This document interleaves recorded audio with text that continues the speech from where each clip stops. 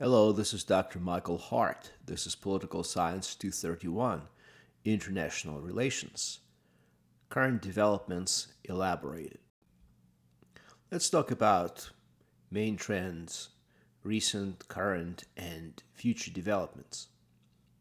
Many recent and current developments are highly fascinating and relevant in international relations. There's a great deal of danger, but also opportunity in the 21st century. Some events may be surprising, unsettling, or even shocking, not just to students who are new to international relations, but also to grizzled IR experts who had not anticipated the shape of the world as it is today. Part of intellectual and, I dare say, spiritual development is to be able to expose oneself and come to terms with ideas one does not particularly like, as the philosopher Hegel taught. Link in the description. Now, I would like to talk about four great trends: recent, current, and future. All of these trends are current, they're happening now, they are relevant. But some of them have roots that go beyond current events and really go back perhaps several decades in the relatively recent past. We're not going to be talking about distant past in this lecture. And many of these trends, because, current trends sometimes also portend future events, many of these trends are also relevant for the near future. Now, the first trend that is currently highly relevant is proliferation of countries. Countries in international relations are formally known as sovereign states, or simply states. In 1945, there were 68 countries in the world. Today, there are almost 200. Decolonization movement and nationalism led to the spectacular growth in the number of countries during the last 55 years of the 20th century. So from 1945 to roughly 2000, a lot of new countries, over 130 new countries came into existence. And these two developments, decolonization and the rise of nationalism, they are, of course, connected.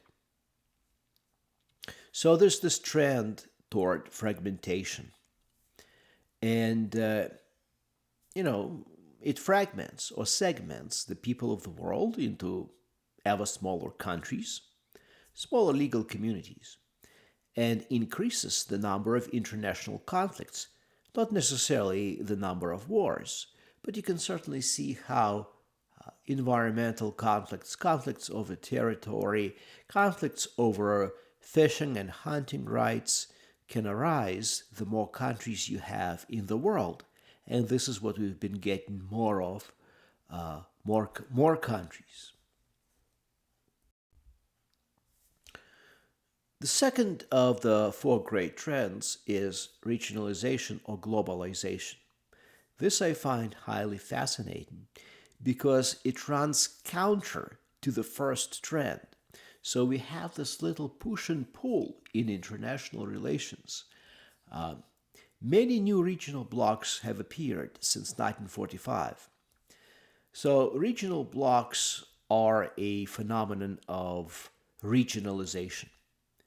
The purpose of regional blocs is closer economic relations, that is to say, economic integration between member states, but sometimes also closer social relations, pushing different states into becoming an ever closer union, into becoming almost like a single state, like a single country.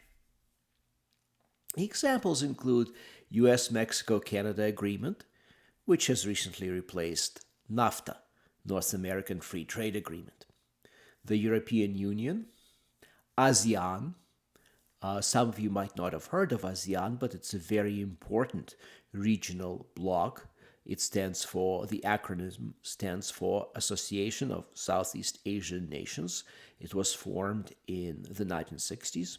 And Mercosur, which is a Spanish acronym for a bloc of South American countries that belong to their own regional economic common market.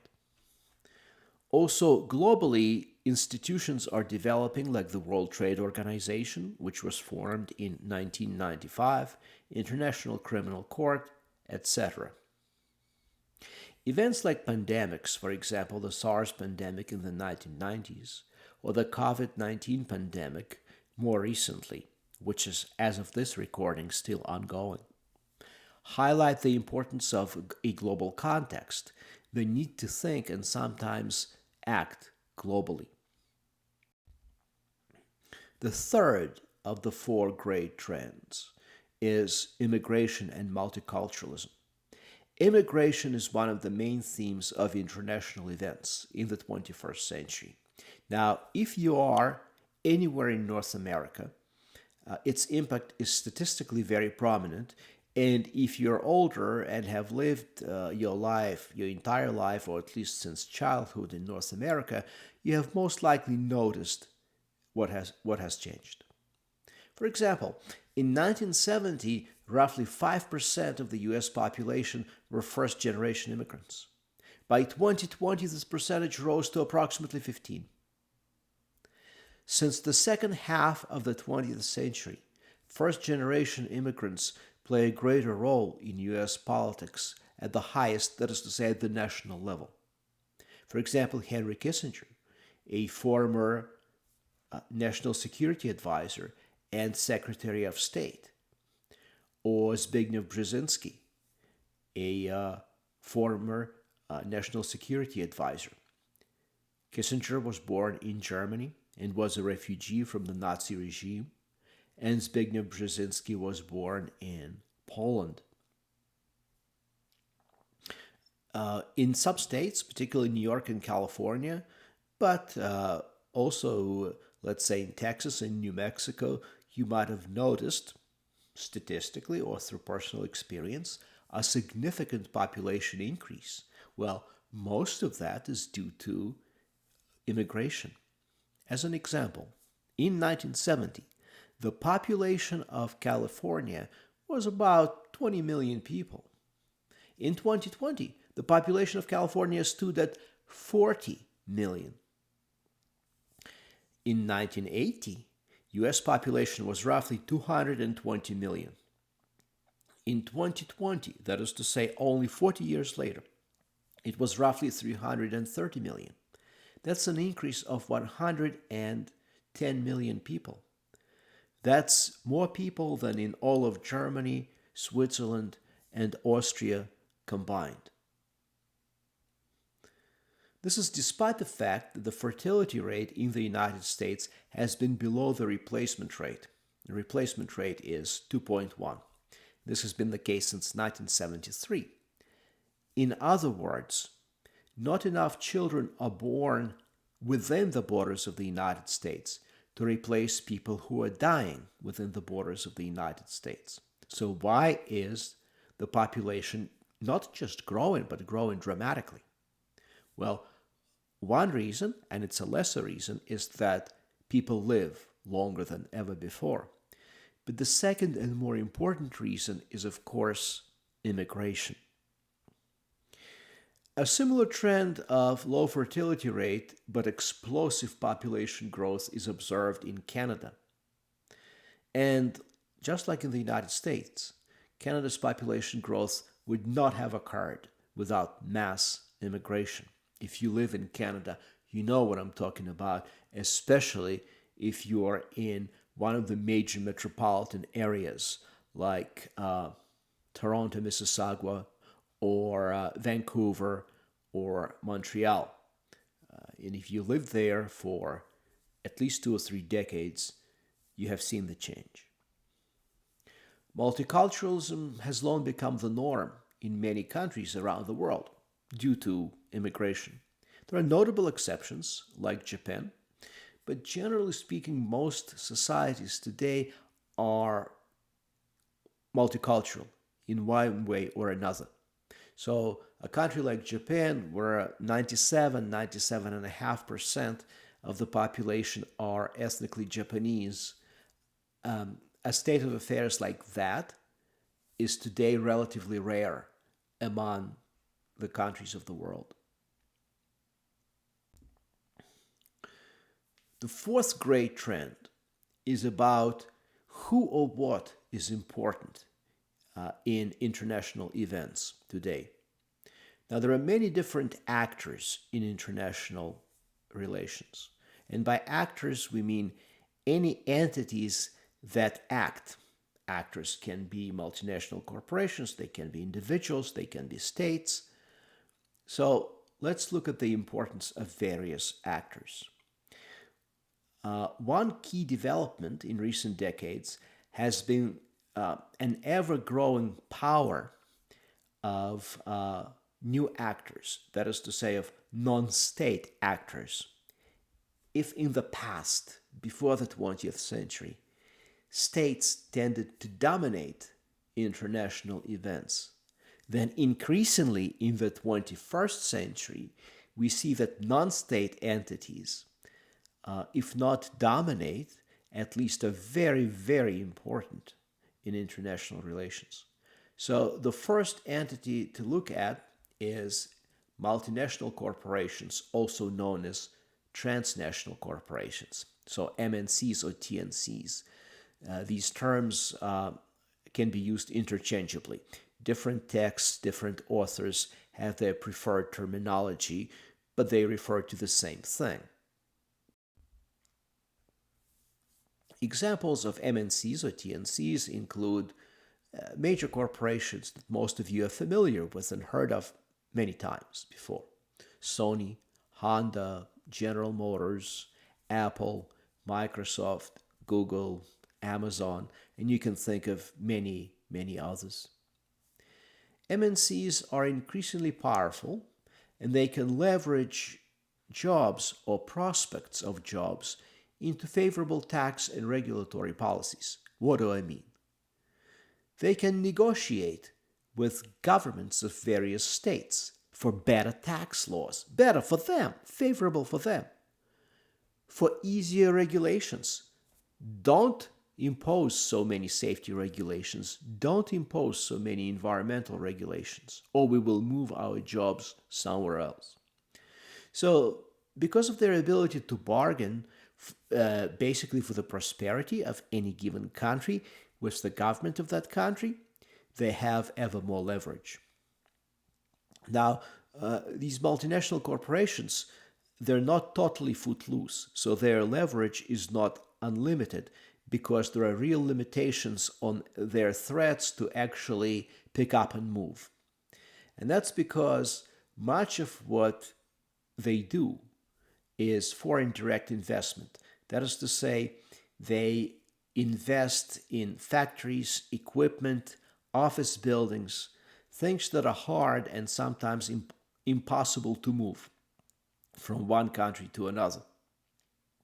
And even if some of these things can be moved, it's very costly. And selling them to cut your losses and leave can also be a huge financial loss. So in these negotiations between multinational corporations and governments of various states, yes, multinational corporations have a lot of leverage, but this leverage is still limited by the basic physical acts on the ground, by the facts that their investments are very often tied to a particular location. MNCs are artificial persons, strictly speaking. They're fictitious legal entities with different elements spread out across multiple countries.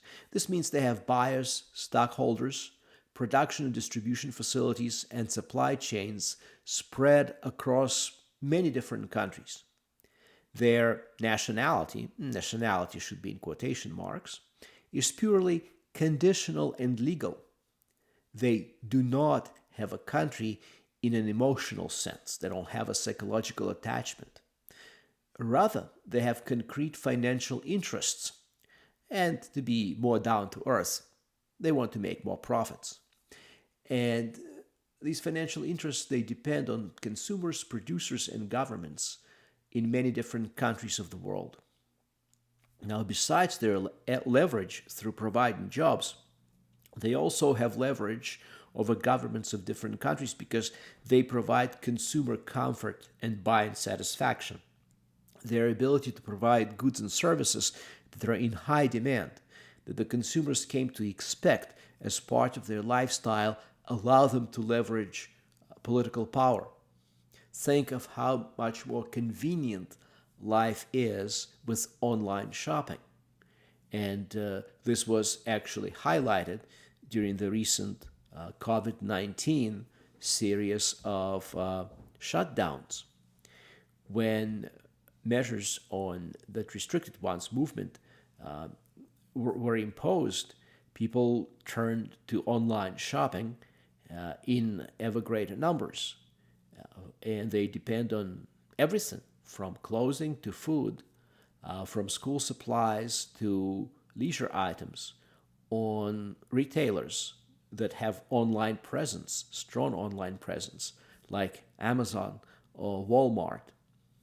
So this actually gives these multinational corporations a lot of power because consumers, well, they sometimes also like to complain about these companies, nevertheless, like those companies as well. The next actor that we should consider is IGO, so intergovernmental organization. What is an IGO? And here I quote, an IGO is an organization composed primarily of sovereign states or of other international organizations. IGOs are established by treaty or other agreements that as a character creating the group. Examples include the United Nations, the World Bank, or the European Union. So the regional economic blocs that I cited in one of the previous slides, they are examples of IGOs. But an organization like the United Nations is also an example of an IGO. IGOs have become numerous and powerful. They defend their interests and existence. We saw recently how the European Union did not want Britain to leave because it would weaken the European Union by depriving it of one of its larger and more prosperous members, a net contributor to its budget and spending. But even more to the point, because the EU was feared that Britain leaving or Brexit could set a precedent for others to also leave, leading to the disappearance of the European Union. So European Union, as an intergovernmental organization, had an interest, as any bureaucracy would, in its continued survival. Now the next one is NGOs, non-governmental organizations. These are organizations that are not part of any government, that operate independently of government, and hopefully try to honestly, in accordance with international law, to pursue specific objectives. Examples include business-friendly international organizations like Red Cross, environmental NGOs like Greenpeace and World Wildlife Fund, government-organized non-governmental organizations like International Union for Conservation of Nature, international NGOs, and quasi-autonomous NGOs. Because NGOs are often objective, they can be a thorn in the side of any country. As an example, Amnesty International, which tries to monitor human rights abuses around the world so as to publicize them and stop them, and hopefully prevent similar occurrences in the future, Amnesty International has, on more than one occasion, earned the wrath of many different countries. Countries that themselves do not often get along, and countries that have different political systems, like Russia and the United States, both pushed back against Amnesty International because Amnesty International had no compunctions about criticizing both. Last but not least is individuals. People matter. They matter in politics, they matter in history, they matter today, and they will matter in the future. Take former President Bill Clinton. When he was still in office, Bill Clinton, then president, changed the international economic orientation of the Democratic Party by signing NAFTA and by moving the Democratic Party toward accepting more corporate donations. Prior to the 1990s, that is to say, prior to ascension of Bill Clinton, the National Democratic Party was notorious for, I would not say being anti-business, but at least being suspicious of corporate interests and staunchly defending unions and opposing expansion of international trade because such trade would hurt unions and established domestic producers. But over time, the Democratic Party became ever more internationalized, especially with the view of economic liberalization. More economic immigration of all kinds, permanent immigration, winking at illegal immigration, work and travel programs for students, temporary working visa programs. Democrats became supportive of policies that benefit international business. Now, for his part, Donald Trump, in recent years, has tried to change the international economic orientation of the Republican Party by pushing for policies based on reciprocity and protectionism. What do I mean? Reciprocity is when you interact economically with other countries based on how they treat you. So if they reduce tariffs on your goods, you reduce tariffs on theirs, but not otherwise. You don't just open yourself up to trade and allow goods from other countries to flood your markets and put your own producers out of business without expecting the other country to reciprocate and also to open up its markets. And protectionism is when you just try to limit international competition from foreign producers no matter what. So Donald Trump ran on the platform and as president tried to push for kind of economic orientation which the Democratic Party had stood for in the past before Bill Clinton. So you have here an interesting reversal of how national parties started to operate.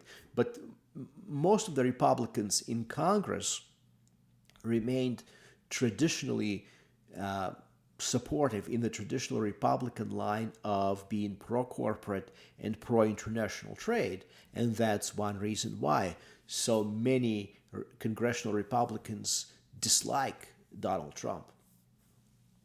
Now, even the so-called average person can have an impact in the long run if they change their relation to their country and the world. For example, if you do not see your country as the end-all and be-all of psychological attachment, then you may want to move to a different country, permanently or temporarily, for work or for leisure or for retirement.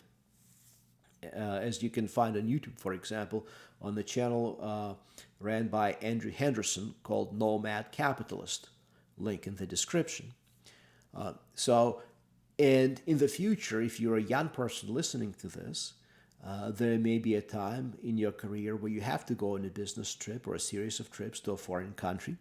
You may want to move to another country to work or to retire. Never say never. And you have to remember that ideas that seem improbable and outlandish today become reality tomorrow.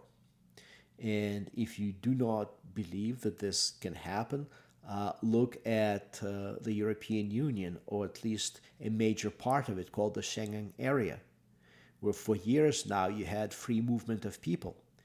Free movement for work, free movement for travel, free movement for education.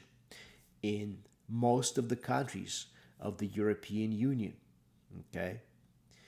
And even in the context of the United States, there's been a trend over the centuries from having a loyalty or attachment being primarily to your colony and later state toward a greater union, toward the union, the United States itself. This was a long process. During the Revolutionary War for Independence against Great Britain, most people did not fight for their country. They fought for their particular colony and later state. So we have to understand that it is quite possible that the future of the second half of the 21st century lies in free movement of people, if not across the entire globe, then across much of the globe. It's a possibility, especially given that financial interests and interests of technology are on the side of globalization, because finance depends very much on cheaper labor, the movement, free movement of capital. Technology enables people to move around and to come in contact with each other much more freely. And these are the biggest industries, finance and technology, in the 21st century so far. So they may facilitate this globalist move, not through any conspiracy, don't get me wrong, but through a simple, incidental, coincidental confluence of economic interests. We could end up with much of the world being truly globalized, where you can live and work and travel in virtually any country of the world that you want. Now, finally, states. States, the bread and butter of international relations, still are very highly important. Now, states in international relations, that's lingo for what in common parlance we call countries. States are repositories of immense military power. States retain a great deal of control over natural and artificial persons within their boundaries. Their regulations, taxes, and criminal laws are feared and influenced, manipulated by pretty much anyone who is in a position to do so. All or almost all states spy on their citizens, often in violation of the laws. Some states are so powerful they are capable of single-handedly causing a nuclear Armageddon. Examples include the United States, Russia, and China. Any one of these countries could destroy civilization on the entire globe if it really wanted to. Some countries have a very high standard of living, but are kind of flying under the radar of Western public knowledge, especially in North America. Countries like Oman, Qatar, Bahrain, Malaysia, and the Czech Republic. A lot of people in the United States, and in Canada to a lesser extent too, are not very interested in geography and economics outside of their country, and often assume that the world outside is impoverished or borderline impoverished, and that things are definitely much worse there, and that the United States is the safest, maybe the cleanest, just the best country that you can ever have. Okay, this may not be empirically correct, and in fact we see that as time goes by, more and more countries join the echelon of rich countries, and as we get to the second half of the 21st century, the United States may lose its status as being among the richest and among the best countries. It's already not among the safest, not among the happiest. It still is among the richest. Nobody has as many billionaires or as many millionaires as does the United States, not even close. No country has led and no country still leads in technological innovation as much as the United States does. And no country has been able to put up the kind of machinery, the kind of immense resource for research and development as the United States has been able to over the last 100 years or so. But things are changing. There are other kids on the block that are emerging. China, India, the European Union, and these smaller countries that I mentioned, which might not be research and development behemoths, but nevertheless have a very high standard of living. And the United States in the future will face a much stiffer competition for capital and for qualified labor, especially if it doesn't take steps to improve infrastructure, relations between people, and safety within its own borders. Thank you.